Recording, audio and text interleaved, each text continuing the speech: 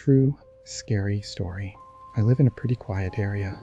It's just a small house, surrounded by trees, and the nearest neighbor is a few miles away.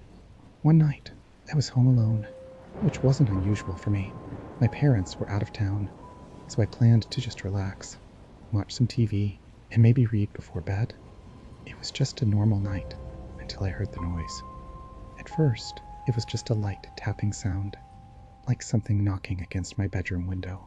I figured it was probably the wind, or maybe a branch hitting the glass. It wasn't that strange, especially living in the woods.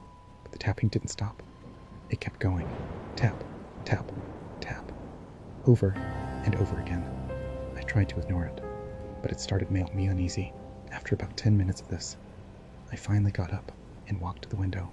I pulled the curtain back slowly, expecting to see nothing, but then I froze. There, standing outside my window, was a man. I couldn't make out his face clearly, but I could see his figure. He was just standing there, staring at me. My heart stopped. I didn't know what to do. For a second, I couldn't even move. I let go of the curtain and backed away slowly, hoping maybe he didn't see me, but I knew he had. I could feel his eyes on me, even with the curtain drawn. My mind raced. Why was he here? How long had he been watching me? I grabbed my phone and ran to the other room, locking myself inside. My hands were shaking as I dialed 911. I tried to stay quiet, but I could hear my own breathing, loud and fast.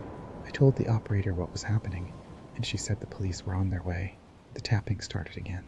This time, it was louder, like he was knocking harder on the glass. I sat in the corner of the room, waiting. The minutes felt like hours. Finally, I heard the sound of a car pulling up. The police.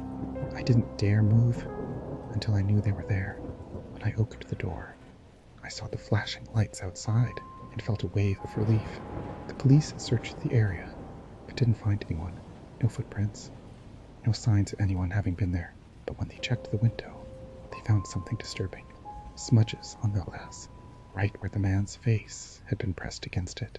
He had been there, watching me. The officers told me to stay somewhere else for the night. I didn't argue. To this day, I still don't know who that man was or what he wanted, but I'll never forget the feeling of those eyes watching me from the darkness.